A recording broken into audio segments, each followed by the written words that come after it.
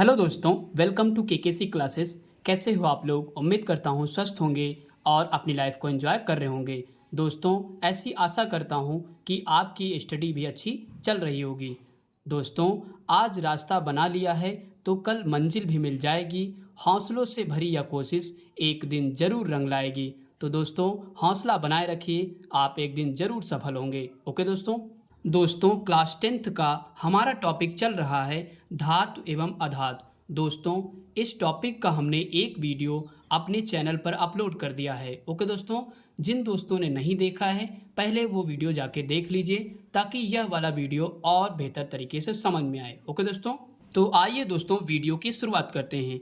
दोस्तों, हमारी पहली हेडिंग है धातु की अधातुओं से अभिक्रिया। दोस्तों, जब धातुएं अधातुओं से अभिक्रिया करती हैं तो क्या होता है, आइए देखते हैं। धातु अपने बाह्य कोश में उपस्थित इलेक्ट्रॉनों को त्याग कर धनायन बनाते हैं। ओके दोस्तों, इसके बाद कह रहा है अधातु अपने अंतिम कोश में इलेक्ट्रॉन ग्रहण करके ऋणायन बनाते हैं। ओके दोस्तों, तो आइए दोस्तों इसको एक एग्जाम्पल से समझते हैं ताकि और बेहतर ढंग से समझ में आए। ओके दोस्तों, तो यहाँ पे दोस्तों एग्जाम्पल मैंने लिया है नमक का निर्माण, यानी कि NaCl का निर्माण कैसे होता है। आइए दोस्तों इसको अच्छे से समझते हैं। दोस्तों, यहाँ पे मैंने लिया है सोडियम और यहाँ पे क्लोरीन। तो दोस्तों, सोडियम की अगर परमाणु संख्या देखें तो क्या होती है, 11 होती है और क्लोरीन की होती है 17। तो आइए दोस्तों इसका हम लोग इलेक्ट्रॉनिक विन्यास करते हैं। ये दोस्तों क्या लिखा हुआ, ये कोष का मतलब कक्षा भी बोलते हैं इसको, KLMN से हमने इंडिकेट किया है। ओके दोस्तों, तो सोडियम के यहाँ पे अगर इलेक्ट्रॉनिक विन्यास करें तो क्या होगा, पहले कोष में 2 इलेक्ट्रॉन, उसके बाद दूसरे कोष में कितना होगा, 8 इलेक्ट्रॉन। तो 8 में 2 जोड़ोगे 10 हो चुके हैं, तो कितना बचा हुआ अभी, 1 इलेक्ट्रॉन इसके बाह्य कोष में चला जाएगा। ओके दोस्तों, तो यह इसका इलेक्ट्रॉनिक विन्यास हमने कर दिया। अब इसके बाद क्लोरीन का करते हैं। तो क्लोरीन का कितना हो जाएगा, 2, उसके बाद 8 लिखेंगे। दोस्तों 8 2 10 हो चुकी, कितना बचा, 7 बचा। तो यहाँ पे बाह्य कोष में कितने इलेक्ट्रॉन हो जाएगा, 7 हो जाएगा। ओके दोस्तों, अब दोस्तों यहाँ से समझिए कि सोडियम के बाह्य कोष में कितने इलेक्ट्रॉन हैं, 1 इलेक्ट्रॉन है, और क्लोरीन के बाह्य कोष में कितने हैं, 7 हैं। तो यानी कि सोडियम को अपना अष्टक पूरा करने के लिए अभी कितने इलेक्ट्रॉन चाहिए, तो 7 इलेक्ट्रॉन चाहिए। अगर 7 इलेक्ट्रॉन इसको मिल जाए तो ये अपना अष्टक पूरा कर लेगा, जो कि काफ़ी मुश्किल होता है किसी भी तत्व के लिए कि इतने इलेक्ट्रॉन ला पाना। ओके दोस्तों, तो ये क्या करेगा, क्लोरीन के पास 7 बाह्य कोष में इलेक्ट्रॉन है, तो अगर इसको 1 मिल जाए तो ये अपना अष्टक पूरा कर लेगा। तो ये सोडियम क्या करता है, इसको अपना 1 इलेक्ट्रॉन क्लोरीन को दे देता है। जब क्लोरीन को दे देगा तो क्लोरीन का क्या हो जाएगा, एक अष्टक अपना वो पूरा कर लेगा। ओके दोस्तों, तो आइए दोस्तों यहाँ से और बेहतर तरीके से समझते हैं। सोडियम के यहाँ पे मैंने दिखाया है, ये इलेक्ट्रॉन कितने हैं, 1 हैं। बाह्य कोष में कितने इलेक्ट्रॉन, 1 हैं, और क्लोरीन के बाह्य कोष में 7 हैं। यहाँ पे देखिए 2 2 4 2 6 1 7 इलेक्ट्रॉन हैं। तो क्या करेगा, ये वाला जो सोडियम है इसको 1 इलेक्ट्रॉन दे देगा। जब दे देगा तो ये अपना अष्टक, क्लोरीन जो है अपना अष्टक पूरा कर लेगा। ओके दोस्तों, तो ये क्लोरीन अष्टक पूरा कर लेगा। तो ये किस बंध द्वारा जुड़ जाएंगे, तो यानी कि सोडियम और क्लोरीन जो है वो आयनिक बंध द्वारा जुड़ जाएंगे, और जब जुड़ जाएंगे तो क्या बनाएंगे, NaCl का निर्माण कर देंगे। ओके दोस्तों, आई होप कि दोस्तों आपको समझ में आ गया होगा। इसके बाद दोस्तों यहाँ पे क्या है, यहाँ पे दोस्तों अगर सोडियम जो है अगर 1 इलेक्ट्रॉन क्लोरीन को दे देगा तो इस पे कैसा आवेश आ जाएगा, धन आवेश, यानी कि प्लस चार्ज आ जाएगा। ओके दोस्तों, और जब क्लोरीन उससे ले लेगा 1 इलेक्ट्रॉन तो ये कैसा आवेश आ जाएगा, ऋण आवेश आ जाएगा। दोस्तों, अगर आप किसी को पैसे देते हो तो आप तो प्लस में रहोगे, लेकिन जो लेगा वो आपका क्या हो जाएगा, ऋणी हो जाएगा। ओके दोस्तों, तो वही यहाँ पे भी होता है, सोडियम इसको दे रहा है तो ये क्या हो जाएगा, इस पर ऋण आवेश आ जाएगा, और जो दे रहा है उस पर प्लस आवेश आ जाएगा। ओके दोस्तों, और यहाँ पे इसको 1 इलेक्ट्रॉन दे दिया तो इसने क्लोरीन ने क्या किया, अपना अष्टक पूरा कर लिया। ओके दोस्तों, तो यहाँ पे दोस्तों इसमें क्या हो जाएगा, फिर सोडियम प्लस क्लोरीन दोनों अभिक्रिया करके क्या बन जाएंगे, NaCl, यानी कि आयनिक बंध द्वारा जुड़ जाएंगे और सोडियम क्लोराइड का निर्माण कर देंगे, यानी कि नमक का निर्माण कर देंगे। ओके दोस्तों, आई होप कि दोस्तों आपको समझ में आ गया होगा। इसके बाद दोस्तों हमारी अगली हेडिंग है आयनिक यौगिक। तो आइए दोस्तों इसके बारे हम लोग पढ़ते हैं। वे यौगिक जो इलेक्ट्रॉन के आदान प्रदान द्वारा बनते हैं उन्हें आयनिक यौगिक कहते हैं। ओके दोस्तों, किस प्रकार बनते हैं, तो इलेक्ट्रॉन के आदान प्रदान से बनते हैं। ओके दोस्तों, एग्जाम्पल समझते हैं। एग्जाम्पल में क्या क्या लिखा है मैंने, NaCl यानी कि सोडियम क्लोराइड, CaCl2 यानी कि कैल्शियम क्लोराइड, इसके बाद है MgCl2 यानी कि मैग्नीशियम क्लोराइड। ओके दोस्तों, और भी आप अपने हिसाब से ले सकते हो। ये सारे किसके एग्जाम्पल हैं? तो आयनिक यौगिक के एग्जाम्पल हैं।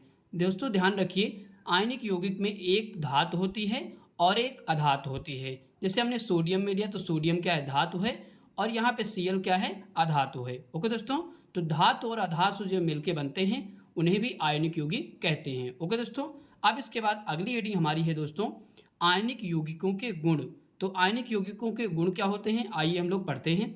यहाँ पे दोस्तों पहला पॉइंट है, ये ठोस, कठोर तथा भंगुर होते हैं। ओके दोस्तों, क्या होते हैं? ये ठोस, कठोर तथा भंगुर होते हैं। दोस्तों भंगुर किसे कहते हैं? जो आसानी से टूट जाए उसे क्या कहते हैं? भंगुर बोलते हैं। ओके दोस्तों, दूसरा पॉइंट है, इनका गलनांक तथा क्वथनांक अधिक होता है। मतलब गलनांक का मतलब होता है कि जो जिस ताप पे वो गल जाए, और क्वथनांक का मतलब होता है बॉइलिंग पॉइंट। ओके दोस्तों, तो इसका क्या होता है? दोनों ही क्या होते हैं? अधिक होते हैं। ओके दोस्तों, इसके बाद तीसरा पॉइंट है, आयनिक यौगिक जल में घुलनशील होते हैं। क्या होते हैं? आयनिक यौगिक जल में क्या होते हैं? घुलनशील होते हैं। ओके दोस्तों, आई होप कि दोस्तों यहाँ तक आपको समझ में आ गया होगा। इसके बाद दोस्तों हमारी अगली हेडिंग है सक्रियता श्रेणी। दोस्तों सक्रियता श्रेणी को इंग्लिश में क्या बोलते हैं? द एक्टिविटी सीरीज बोलते हैं। ओके दोस्तों, आइए दोस्तों इसको पढ़ते हैं। वह सूची जिसमें धातुओं की क्रियाशीलता को अवरोही क्रम, दोस्तों अवरोही क्रम किसे कहते हैं? मतलब घटते क्रम। ओके दोस्तों, में व्यवस्थित किया जाता है तो उसे सक्रियता श्रेणी कहते हैं। ओके दोस्तों, एक बार फिर से पढ़ लेते हैं। वह सूची जिसमें धातुओं की क्रियाशीलता को अवरोही क्रम में व्यवस्थित किया जाता है उसे सक्रियता श्रेणी कहते हैं। ओके दोस्तों, तो आइए दोस्तों हम लोग सक्रियता श्रेणी को देख लेते हैं। दोस्तों यहाँ पे लिखा है धातुओं की सक्रियता श्रेणी। तो आइए दोस्तों, आपकी दोस्तों ये सक्रियता श्रेणी बुक में बनी हुई है, एक बार आप बुक से भी देखिएगा। ओके दोस्तों, तो सबसे ऊपर क्या है? पोटेशियम यानी कि के, पोटेशियम है, इसके बाद सोडियम है, फिर कैल्शियम है, मैग्नीशियम है, अल्युमिनियम, जिंक, इसके बाद है Fe से क्या होता है? आयरन होता है। इसके बाद Pb क्या होगा? सीसा होगा। फिर हाइड्रोजन है, इसके बाद कापर है, उसके बाद Hg मतलब मरकरी या पारा है, इसके बाद Ag है, Ag का मतलब चांदी। ओके दोस्तों, इसके बाद Au सोना, यानी कि Au और Ag सबसे नीचे हैं। ओके दोस्तों, अब इसके बारे में हम लोग और समझते हैं अच्छे से। तो यहाँ पे दोस्तों देखिए, पोटेशियम और सोडियम और कैल्शियम ये तीन जो धातुएं हैं वो अधिक क्रियाशील धातुएं हैं। ओके दोस्तों, ये सबसे अधिक क्रियाशील धातुएं होती हैं। इसके बाद अगर नीचे आएंगे तो मैग्नीशियम, एल्युमिनियम, जिंक और आयरन और सीसा ये जो हैं मध्यम क्रियाशील धातुएं होती हैं। मतलब ना अधिक क्रिया करती हैं बहुत तेज़ी से, और ना ही बहुत कम से, मतलब बहुत ही धीरे क्रिया करती हैं, ये बीच में रहती हैं। ओके दोस्तों, तो मध्यम क्रियाशील धातुएं कौन सी होती हैं, ये यहाँ पे हमने लिख रखा है। ओके दोस्तों, इसके बाद आगे आएंगे तो सबसे कम क्रियाशील धातुएं कौन सी होती हैं? तो इसमें हाइड्रोजन भी आता है, कापर भी आता है, और मरकरी भी आता है, और चांदी भी आता है, सोना भी आता है। ओके दोस्तों, तो ये इतनी जो धातुएं होती हैं ये कम क्रियाशील धातुएं होती हैं, मतलब जल्दी क्रिया किसी से नहीं करती हैं। ओके दोस्तों, और इसके बाद दोस्तों मैंने नोट्स में यहाँ पे कुछ लाइनें लिख रखी हैं, आइए पढ़ते हैं। यहाँ पे लिखा हुआ है सबसे अधिक क्रियाशील धातु कौन सी होती है? तो पोटेशियम होती है। क्यों होती है? क्योंकि वो सबसे ऊपर सक्रियता श्रेणी में आता है, इसलिए। ओके दोस्तों, तो सबसे अधिक क्रियाशील धातु अगर पूछी जाए तो कौन सी होगी? तो पोटेशियम होगी। ओके दोस्तों, इसके बाद दूसरा है सबसे कम क्रियाशील धातुएं कौन सी होती हैं? तो सोना होगी और चांदी होगी। ओके दोस्तों, ये दोस्तों दोनों जो धातुएं हैं वो मुक्त अवस्था में पाई जाती हैं। ओके दोस्तों, तो ध्यान रखेंगे सबसे कम क्रियाशील धातु कौन सी होगी? सोना, उसके बाद फिर चांदी। ओके दोस्तों, आई होप कि दोस्तों सक्रियता श्रेणी आपको समझ में आ गई होगी। इसके बाद दोस्तों हमारी अगली हेडिंग है धातुओं की प्राप्ति। दोस्तों धातुओं की प्राप्ति कैसे होती है इसके बारे में हम लोग पढ़ेंगे। ओके दोस्तों, तो यहाँ पे दोस्तों पहली हेडिंग है खनिज। खनिज किसे कहते हैं? पृथ्वी में प्राकृतिक रूप से पाए जाने वाले तत्वों एवं यौगिकों को खनिज कहते हैं। ओके दोस्तों, एक बार फिर से पढ़ते हैं। पृथ्वी में प्राकृतिक रूप से पाए जाने वाले तत्वों एवं यौगिकों को खनिज कहते हैं। ओके दोस्तों, आई होप कि दोस्तों यहाँ पे समझ में आ गया होगा। इसके बाद दोस्तों हमारी अगली हेडिंग है अयस्क। दोस्तों अयस्क किससे कहते हैं? आइए देखते हैं। वे खनिज जिनमें धातु अधिक मात्रा में पाए जाते हैं और उसे निकालना लाभकारी होता है उसे अयस्क कहते हैं। ओके दोस्तों, एक बार फिर से पढ़ते हैं। वे खनिज जिनमें धातु अधिक मात्रा में पाए जाते हैं और उसे निकालना लाभकारी होता है उसे अयस्क कहते हैं। ओके दोस्तों, आई होप कि दोस्तों यहाँ तक समझ में आ गया होगा। इसके बाद दोस्तों हमारी अगली हेडिंग है, अगली हेडिंग दोस्तों है खनिज तथा अयस्क में अंतर। दोस्तों खनिज तथा अयस्क में अंतर क्या होता है, तो आइए पढ़ते हैं। सभी अयस्क खनिज होते हैं परंतु सभी खनिज अयस्क नहीं होते। ओके दोस्तों, ये लाइन आप जरूर ध्यान रखिएगा। ओके दोस्तों, इसके बाद नेक्स्ट हमारी हेडिंग है गैंग। दोस्तों गैंग किसे कहते हैं, पृथ्वी से निकाले गए अयस्कों में रेत, मिट्टी आदि अशुद्धियां पाई जाती हैं जिन्हें गैंग कहते हैं। ओके दोस्तों, फिर से एक बार पढ़ेंगे।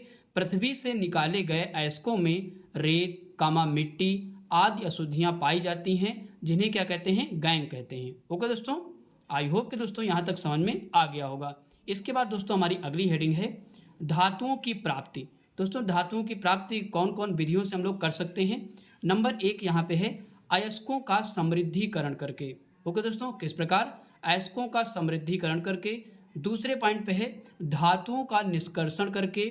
इसके बाद तीसरे पॉइंट पे है धातुओं का परिष्करण करके। ओके दोस्तों, धातुओं का परिष्करण करके। ओके दोस्तों, तो आइए दोस्तों अगले पन्ने पर हम लोग इनके बारे में पढ़ते हैं।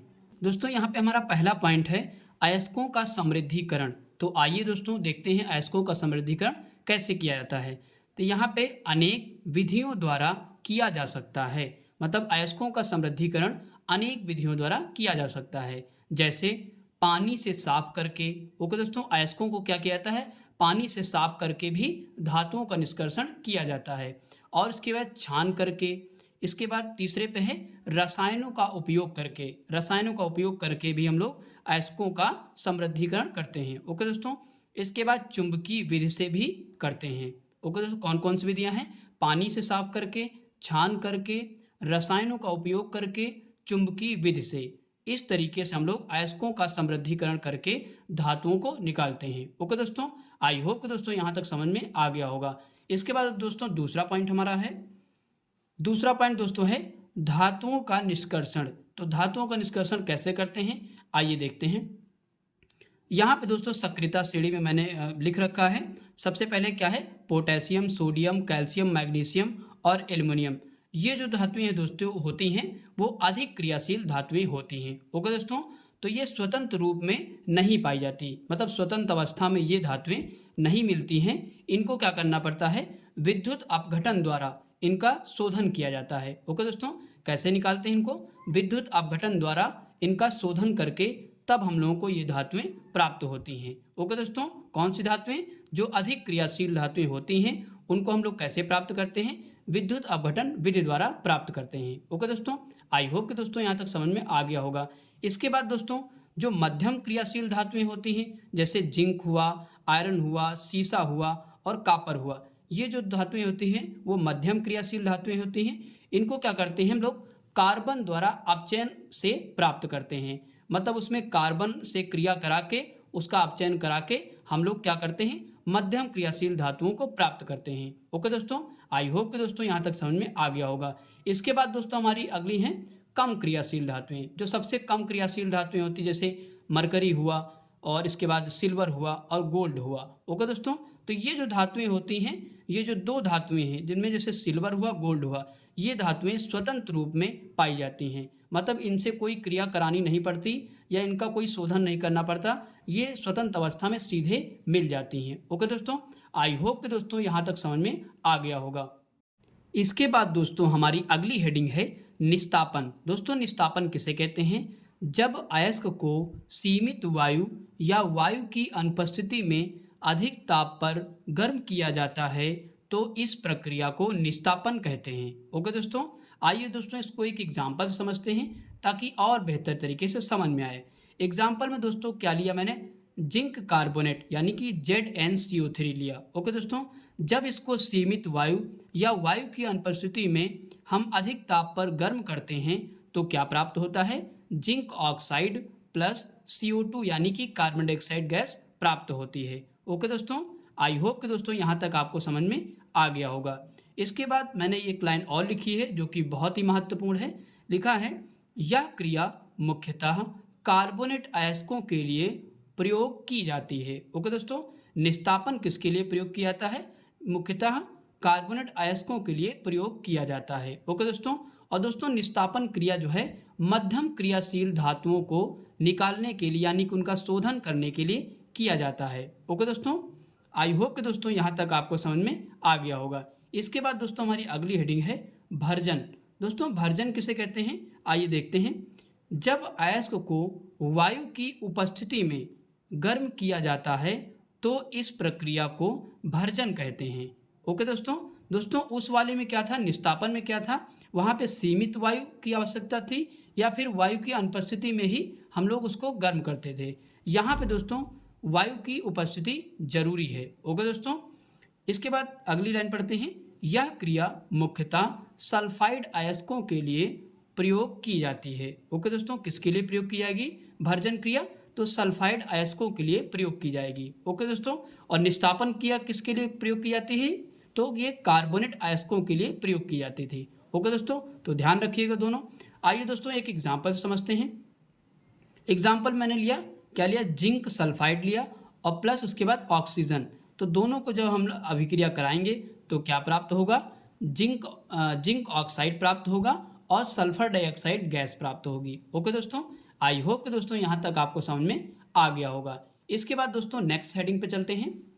अगली हेडिंग दोस्तों है, अक्सर एग्जाम में ये पूछता है कि भर्जन तथा निस्तापन में अंतर बताइए। ओके दोस्तों, तो हमने यहाँ पे लिखा है, 3 अंतर लिखे हैं, आइए देखते हैं। इधर लिखा हुआ है भर्जन और इधर लिखा हुआ है निस्तापन। तो आइए देखते हैं पहला अंतर। सबसे पहला पॉइंट है, यह क्रिया प्रायः सल्फाइड अयस्कों के लिए प्रयोग की जाती है। ओके दोस्तों, किसके लिए प्रयोग की जाती है? तो सल्फाइड अयस्कों के लिए प्रयोग की जाती है। कौन सी क्रिया? भर्जन क्रिया। ओके दोस्तों, अब इसके बाद निस्तापन में देखते हैं।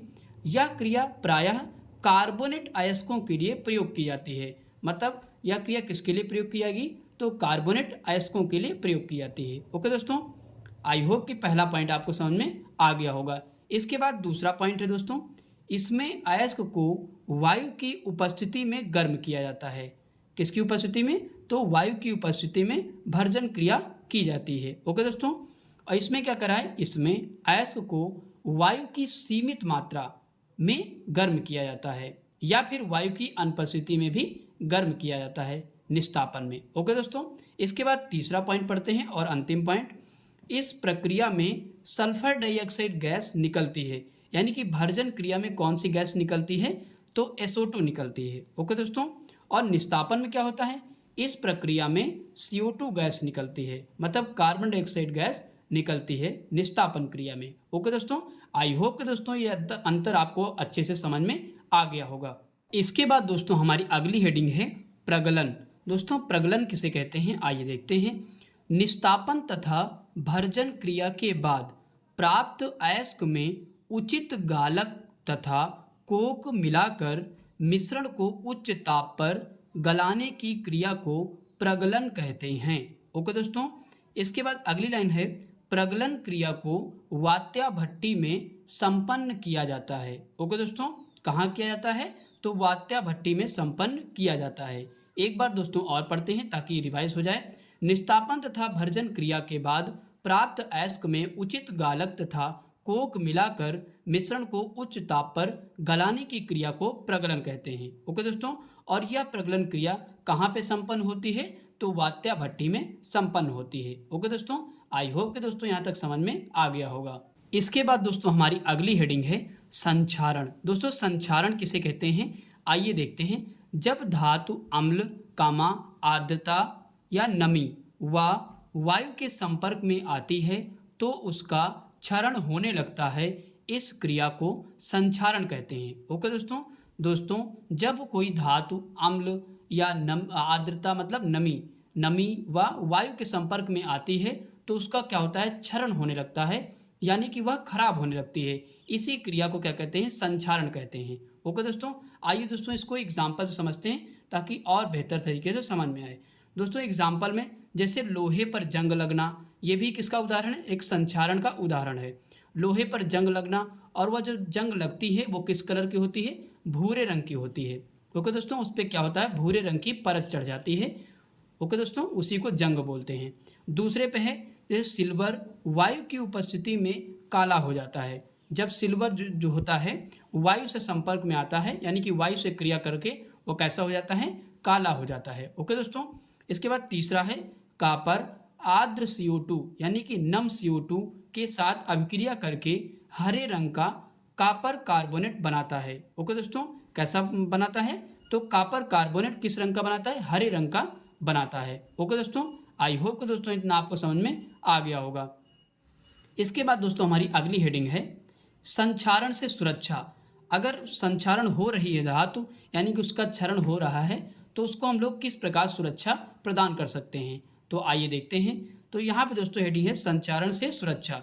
धातुओं को संक्षारण से बचाने के लिए निम्न विधियाँ हैं। ओके दोस्तों, बहुत सी विधियों से हम लोग मतलब धातुओं को संक्षारण से सुरक्षा दे सकते हैं, मतलब उसके खराब होने से बचा सकते हैं। जैसे आइए देखते हैं, जैसे धातुओं पे क्या करके पेंट करके, या फिर ग्रीस लगाकर, या फिर उस पर ऑयल मतलब तेल लगाकर। ओके दोस्तों, या फिर यशद लेपन करके, कामा क्रोमियम लेपन करके, या फिर मिश्र धातु बना करके। ओके दोस्तों, बहुत सी विधियां हैं, इन्हीं के द्वारा हम लोग किसी भी धातु को सुरक्षित रख सकते हैं। ओके दोस्तों, आई होप कि दोस्तों यहाँ तक आपको समझ में आ गया होगा। इसके बाद दोस्तों हमारी अगली हेडिंग है यशद लेपन। दोस्तों यशद लेपन को गैल्वेनीकरण भी कहते हैं। ओके दोस्तों, आइए देखते हैं यशद लेपन किसे कहते हैं।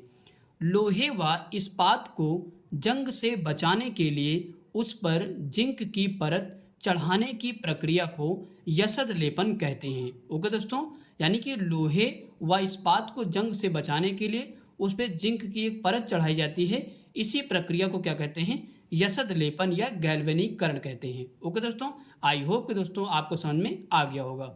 इसके बाद दोस्तों हमारी अगली हेडिंग है मिश्र धातु। दोस्तों मिश्र धातु को इंग्लिश में क्या बोलते हैं, एलॉय बोलते हैं। ओके दोस्तों, तो मिश्र धातु किसे कहते हैं, दो या दो से अधिक तत्वों से बने पदार्थ को मिश्र धातु कहते हैं। ओके दोस्तों, फिर से एक बार पढ़ेंगे, दो या दो से अधिक तत्वों से बने पदार्थ को मिश्र धातु कहते हैं। ओके दोस्तों, आइए दोस्तों इसको एग्जाम्पल समझते हैं ताकि और अच्छे से समझ में आए। दोस्तों अगर हम देखें लोहा, लोहा दोस्तों किससे मिलके बना होता है, लोहा प्लस कार्बन से मिलके बना होता है। ओके दोस्तों, अगर पूछा जाए कि लोहे में कितना परसेंट कार्बन होता है, तो 0.05% कार्बन होता है। ओके दोस्तों, इसके बाद नेक्स्ट पढ़ते हैं।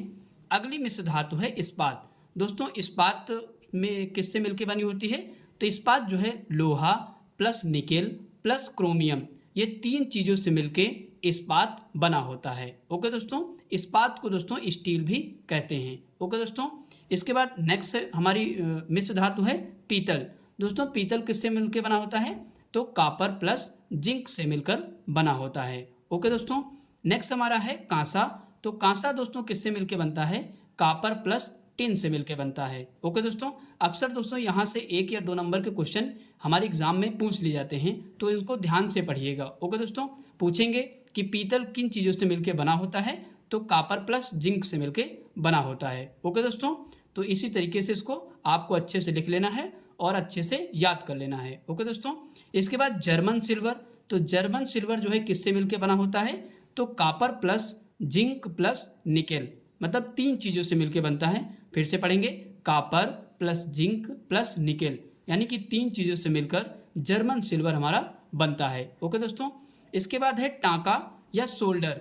तो ये किससे मिलकर बना होता है, तो सीसा प्लस टिन से मिलकर बना होता है। ओके दोस्तों, क्या बोलेंगे, टांका प्लस सोल्डर किससे मिलकर बना होता है, सीसा प्लस टिन से मिलकर बना होता है। ओके दोस्तों, आई होप कि दोस्तों यहाँ तक आपको समझ में आ गया होगा। इसके बाद दोस्तों हमारी अगली हेडिंग है उपधातु। दोस्तों उपधातु किसे कहते हैं, दोस्तों ये हेडिंग हमारे इस चैप्टर की और वीडियो की अंतिम हेडिंग है। ओके दोस्तों, आइए दोस्तों इसको हम लोग अच्छे से समझते हैं।